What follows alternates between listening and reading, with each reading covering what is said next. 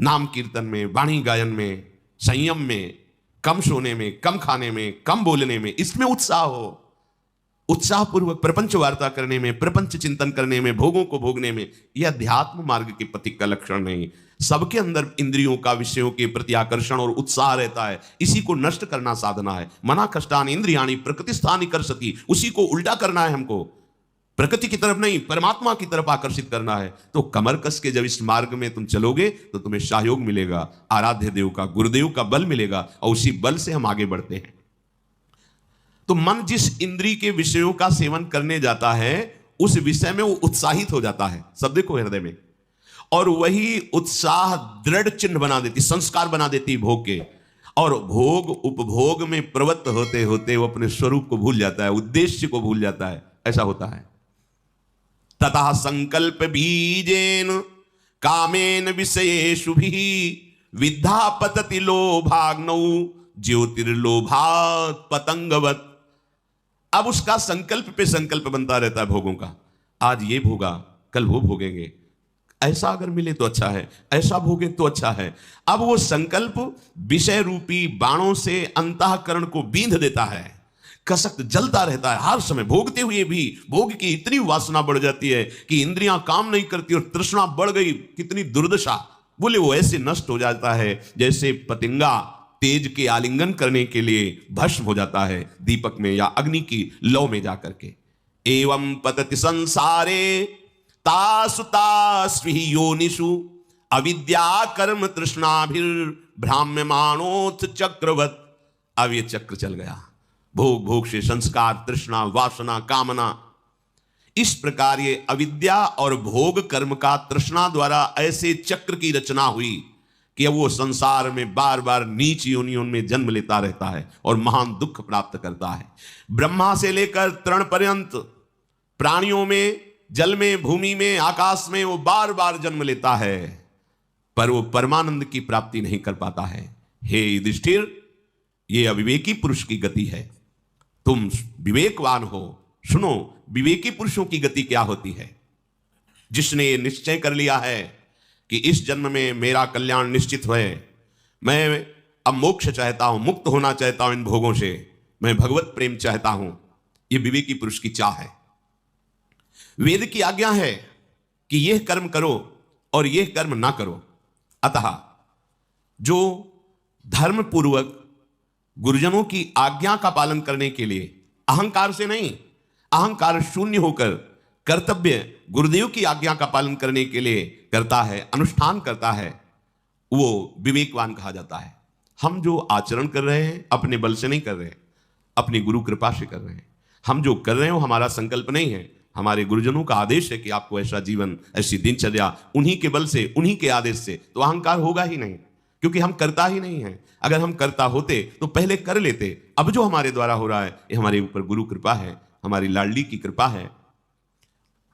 सदैव अपने आराध्य देव का नाम जप और आराध्य देव संबंधी सदग्रंथों का अध्ययन, और अपने पास जो सुख सामग्री है वो मेरी नहीं है, वो सेवा के लिए है। और आए हुए प्रत्येक आंतरिक और बाह्य कष्ट को सहना, आंतरिक कामादि वेदना को, बाहर से गाली, निंदा, प्रतिकूलता, अपमान। कल एक उपासक प्रश्न करते समय रो दिए कि जब से मैंने भक्ति शुरू की तो कोई रिश्तेदार, कोई संबंधी, परिवार वाला हमें प्यार ही नहीं करता। वो दुख हम आपसे कह रहे हैं, क्या करें अब हम? ये तो भक्ति का फल है। आपको तो नाचना चाहिए, आनंदित होना चाहिए। आपको धीरे धीरे प्रभु अपने में ला रहे हैं, अनन्य बना रहे हैं। मायाकृत जो मोह आकर्षण है वो अपने आप छूट रहा है, ये तो कृपा हो रही। हमारे भक्ति की सिद्धि है, मेरे तो गिरधर गोपाल दूसरो ना कोई। तो ये हम कर नहीं पा रहे। मेरे प्रभु देखो कैसी कृपा करे कि कोई हमें प्यार नहीं कर रहा, कोई हमें ऐसा भाव नहीं दे रहा कि मैं आपका हूं। तो कितनी कृपा है। जैसे हमारी सिद्धि है, हे श्यामा श्याम आप मेरे हैं और मैं आपका हूं, आपके सिवा मेरा कोई नहीं है, मैं किसी का नहीं हूं। ये हमारी सिद्धि है, ये हमारी भूमिका है भक्ति की चरम अवस्था की। ये तो कृपा हो रही। अब अज्ञान के कारण उसे हम विपरीत मान करके रोएं, दुखी हों कि हमको संसार प्यार करे, ये धोखा है। तुम्हारी बुद्धि तुम्हें धोखेबाजी में फंसा रही है। यहां कौन है अपना? मेरा प्रभु इतना छलिया है कि वही विविध रूप रख करके छुपा छुपी का खेल कर रहा है, मुझे केवल पहचान रहा है, आप ही हो, आप ही हो, आप ही हो, बस जीवन मुक्त हो गए। एक ही प्रश्न है, प्रभु के सिवा कोई और नहीं, कोई और नहीं, प्रभु के सिवा कोई ठौर नहीं, बस। अब वो जब कृपा करके आपको उठा रहे तो आप रो रहे कि हमें तो कोई प्यार नहीं करता, हमारा तो सब बिगड़ता चला जा रहा है, हमें सब छोड़ते चले जा रहे। यही तो अध्यात्म का फल है। वैसे ही सब छोड़ देंगे तुम्हें, तुम किसी को साथ नहीं रख पाओगे, कोई तुम्हें साथ नहीं रख पाएगा। अंत ही तो ही तजेंगे पामर, तू न तजय वहीं ते, मन पचितई है और शर्बीते। तो जो आंतरिक क्लेश और बाह्य क्लेश, इनको सहना और अपने प्रति जो कोई अपराध करे उसे क्षमा करना, दंड देने की भावना ना होना, सदैव सत्य मार्ग का अनुसरण करना, मन और इंद्रियों को निर्विषय करना, यह है विवेकी पुरुष का लक्षण, यह है विवेक मार्ग। जो निष्काम भाव से ऐसा अनुष्ठान करे तो बहुत जल्दी उसको मोक्ष पदवी प्राप्त हो जाए, भगवत साक्षात्कार हो जाए। यदि सकाम भाव से करे तो सारी कामनाओं की पूर्ति हो जाए, फिर भी निष्कामता आएगी, क्योंकि भागवतिक मार्ग है। अगर इन्हीं कर्तव्यों का अभिमान युक्त पालन किया जाए तो पतन होने की संभावना है। पूर्णतया तुम्हारा कोई संकल्प नहीं होना चाहिए। संकल्प आराध्य देव गुरुदेव का कर्तव्य रूप में जो मैं उपदेश मिला है उन्हीं के बल से पालन कर रहे हैं, बस। ये बात समझोगे तो कभी अहंकार नहीं आएगा। चाहे सत संकल्प हो चाहे असत संकल्प हो, संकल्पों का करना ही बंधन कारक है। सत असत दोनों संकल्पों को शांत हो जाना। संकल्प रहित हृदय ही जीवन मुक्त महापुरुष है। कोई ना सत संकल्प है ना असत संकल्प है। जो सत है उसका संकल्प क्या, वो तो सत है ही।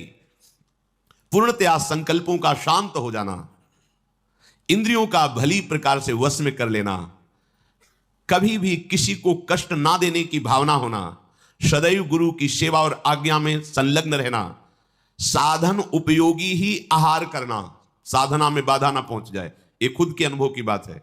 जब सात्विक भोजन दाल रोटी पाई जाती है और इतना नहीं अधिक मात्रा में कि वो हमें प्रमाद में लगा दे, तो भजन अच्छा होता है। और जब बहुत अच्छे अच्छे जो पदार्थ कहे गए वो पाए गए हैं तो देखा गया है कि बुद्धि भजन में कम लगती है और नाना प्रकार की प्रापंचिक वृत्तियां जागृत होती हैं। एकाग्रता पूर्वक देखा अंतःकरण में कि जब जिनको अच्छे पदार्थ कहते हैं वो जब खाए जाते हैं तो बुद्धि रजोगुणात्मक होकर प्रापंचिक चिंतन में उत्साह बढ़ाती है। और जब सात्विक भोजन कम आहार किया जाता है तो भजन में निरंतर वृत्ति लगने का उत्साह बढ़ता है। इसीलिए यहां आदेश कर रहे हैं, कह रहे हैं यथा योग्य साधनोपयोगी आहार करना। कोई भी कुछ भी हो, संतोष हमने सुना है, जैसे आपको पकवान या अच्छे पदार्थ बने हुए आप कम मात्रा में लीजिए, जितना रोज लेते हैं उससे भी कम मात्रा में, तो आपके अंदर कोई विकार नहीं होगा और प्राण पोषण हो गया। मानो आप 4 रोटी दाल सब्जी पाते हैं, किसी दिन पूड़ी पकवान बने, 2 पूड़ी लीजिए, थोड़ी सब्जी ले ली, हाँ थोड़ा सा मीठा ले, बस ठीक है, पाले, शाम के फिर रोटी पाले। अब दूसरे भाव में अगर हम पहुंचे तो पहले दिन तो 4 रोटी दाल पाते हैं, लेकिन जिस दिन अच्छे अच्छे पदार्थ तो यहां तक पा लिए। अब सारी की सारी ऊर्जा शक्ति पचाने में लगी हुई है, अब कब्ज हो गई है, गैस बन रही, भजन होगा भैया। पा के करोगे क्या, मलाई तो बनाओगे। और आप तो निर्मल सच्चिदानंद स्वरूप में स्थित होने के लिए निकले, बहुत सावधान। ये बार बार हम इसलिए करें कि यही हम फंस जाते हैं, खा खा के मर गए, अमरत्व को नहीं प्राप्त हुए। अगर उचित आहार और भजन करोगे तो अविनाशी स्वरूप हो, ये तुम्हें अनुभव में हो जाएगा, मरने का भय चला जाएगा। और आपसे अनुभव की बात कहते हैं कि कम आहार अधिक भजन तो बहुत बल देखा है। अध्यात्म बल एकदम ऊर्जा शक्ति, कभी ऐसा किसी दिन महसूस नहीं हुआ कि आज उपवास किए हैं इसलिए, ऐसा कभी नहीं हुआ। क्योंकि ब्रह्मचर्य अध्यात्म बल एक अद्भुत ऊर्जा शक्ति। और जब डकार लेने की भी जगह नहीं रह गई है, पड़े रहो, इधर उधर टहलो, मानसिक चिंतन खराब हो। साधनोपयोगी उचित आहार और शास्त्रों का अध्ययन विचार पूर्वक, जो शास्त्र स्वाध्याय कर रहे, और भगवत समर्पण, देह अंतःकरण स्वभाव, सर्वस्व भगवत समर्पण। वो कल्याण को प्राप्त होता नहीं, वो कल्याण को प्राप्त हो गया है जिसका ऐसा जीवन है। पूरे संसार को जीतना होता है साधक को। एवं कर्माणि कुर्वन्ति संसार विजिगीषवः राग द्वेष विनिर्मुक्ता ऐश्वर्यम देवता गताः। जो बुद्धिमान साधक, संसार को जीतने का मतलब क्या होता है? संसार को जीतने का मतलब आप हमसे मिले लेकिन आपका चिंतन नहीं होगा, आपका ध्यान नहीं आएगा। हजारों मिलो, व्यवहार होगा आपसे, बात करेंगे, प्रणाम नमस्कार उत्तर देंगे, लेकिन आपसे हटते ही अपने स्वरूप में स्थित। उसके लिए प्रयास नहीं है कि अब आप गए तो आपका चिंतन, आपने क्या कहा था, आपको आप बड़े मित्र हैं, आप बड़े, कुछ नहीं, बिल्कुल खत्म, हुआ ही नहीं हमारा आपका संयोग। तटस्थ भूमिका, प्रश्न उत्तर बातचीत व्यवहार जैसे होता है बिल्कुल वैसे ही सम्यक, लेकिन इतना सावधान कि हमारे कैमरे में तुम्हारी फोटो नहीं आएगी और तुम्हारी बात नहीं आएगी। हमारा कैमरा फुल है, खाली नहीं है। पिय मूर्ति नयनन बसै तेहि रस रहाय समाय, ये लक्षण सुन प्रेम के और न कछु सुहाय, और न कछु सुहाय फिरे अपने मद मातो, कुटुंब देहते जाए छूट सब ही विधि नातो। नहीं तो स्वभाव है अंतःकरण का, आप देख लेना, आप जिससे मिलोगे उसकी बार बार स्मृति, उसका रूप, उसकी बात या तो द्वेषात्मक या तो रागात्मक। और बहुत अच्छा आदमी, बहुत बुरा आदमी, हमने क्या बिगाड़ा था, उसने ऐसा क्यों कहा, बार बार चिंतन, ये नहीं होता, ये अच्छे उपासकों में नहीं होता। विवेक रूपी कैंची साथ रखी जाती है, बात किया वहीं काट दिया, उसका चिंतन नहीं। अगर कुछ 1 मिनट 1.5 मिनट 2 मिनट तो आप कमजोर साधक हो, और घंटों तो आप समझो कैसे साधक हो, और सालों। उसने हमको ये कहा था संसारी पुरुष होता जीवन भर याद रखता है, और इसने हमको गाली दी थी, फंसेगा कभी, ये सब नहीं। परमार्थ का पथिक, संसार को इसे जीतना कहते हैं। विषय मिला, आज बहुत अच्छा था, वो चटनी बहुत अच्छी थी, वो समोसा बहुत, वो चीज नहीं, प्रभु के विधान के अनुसार जो मिला उसको उदासीन होकर पास, उसकी कभी चर्चा नहीं, उसकी कभी स्मृति नहीं। अगर चर्चा और स्मृति है तो उसने तुम्हें जीत लिया, रागपूर्वक या द्वेषपूर्वक। बहुत कड़वी सब्जी थी, खीर तो बढ़िया थी, कोई रागात्मक अनुकूलता, कोई ये साधक का जीवन नहीं, ध्यान रखना। दोनों एक में मिला दी, खीर और सब्जी, राधा वल्लभ श्री हरिवंश, जितना उधर में उसका चिंतन, मन कहेगा अरे चुप, अलग स्वाद ले, मखनी दाल का अलग, उसका अलग, अलग अलग मिलने ना पावे। हाँ, और यहां से अलग अलग कर पाओगे, यहीं सब जाकर के एक ही में जाना है, ये केवल फसाव है, फसाव। राधा वल्लभ श्री हरिवंश, बस ध्यान रखो, ये छोटी बात नहीं है, यही छोटी बात बड़ी बात कर देती है, यही छोटी बात हमको बड़ी गलतियों में पहुंचा देती है। पूरे संसार को जीतना है उपासक को, पूरे संसार को यही जीतना है। कोई भी अनुकूल प्रतिकूल मान अपमान हमारे चिंतन को ना ले पावे। आप देखो अपने चिंतन को, समझाने की जरूरत नहीं। अब अगर अच्छे उपासक हो तो अंतर्मुख होकर देखो क्या चल रहा है। अगर प्रभु की सिवा कोई चिंतन चल रहा है, वस्तु व्यक्ति स्थान, तो रागात्मक या द्वेषात्मक दो ही होगा, फिर क्या है, वही प्रपंच है। नहीं, हमें मिटाना है ये चिंतन। जो ऐसा तो राग द्वेष मुक्त होकर के देव स्वरूप हो जाता है, देव भगवान को कहते हैं, भगवत स्वरूप हो जाता है। हे कुंती नंदन, तुम ऐसा चिंतन मत करो कि तुम्हारे पास धन नहीं, तुम्हारे पास भोग सामग्री नहीं, तो हम ऋषि लोग चले जाएं। मन और इंद्रियों को भली भांति वश में करके तपस्या द्वारा महान योग जनित परमानंद धन को प्राप्त करने की बात करो।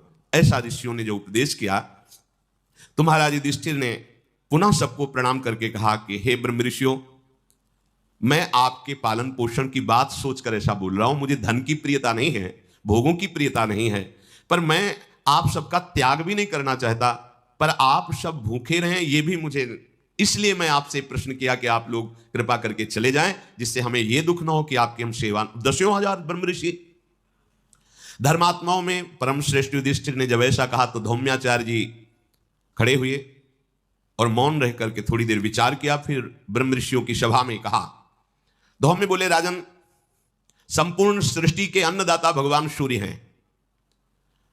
अगर वो उदय ना हो तो अन्न ही पैदा ना हो, उन्हीं से होता है, उन्हीं से अंकुरण होता है, उन्हीं से पोषण होता है, उन्हीं से फसल पकती है।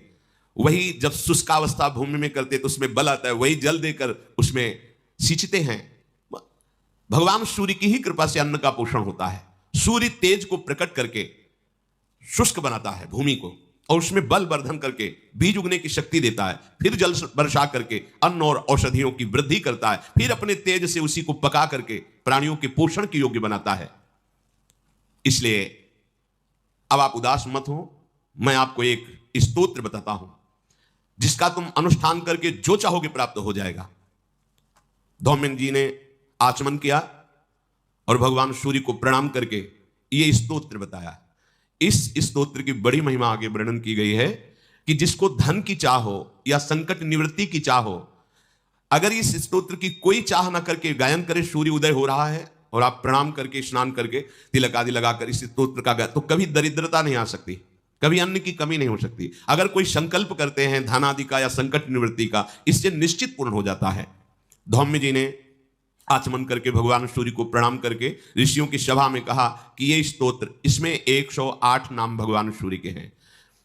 सूर्यो यमा भगवत तृष्टा पुरुषाकः सविता रवि गभिस्तमानजः कालो मृत्युर्धाता प्रभाकरः पृथिव्यापश्च तेजश्च खं वायुश्च परायणं सोमो बृहस्पति शुक्रो बुधोंगारक एव च इंद्रो विवस्वान् दीप्तान् शुचि सौरिः शनैश्चरः ब्रह्मा विष्णुश्च रुद्रश्च स्कंधो वै वरुणो यमः वैद्युतो जाठरश्चाग्नि रैन्धनस्तेजसां पतिः धर्मध्वजो वेदकर्ता वेदांगो वेदवाहनः कृतं त्रेता द्वापरश्च कलिः सर्वमलाश्रयः कलाकाष्ठा मुहूर्ताश्च छपायामस्तथा क्षणः संवत्सर करो स्वत्थः कालचक्रो विभावशुः पुरुषः शाश्वतो योगी व्यक्ता व्यक्तः सनातनः कालाध्यक्षः प्रजाध्यक्षो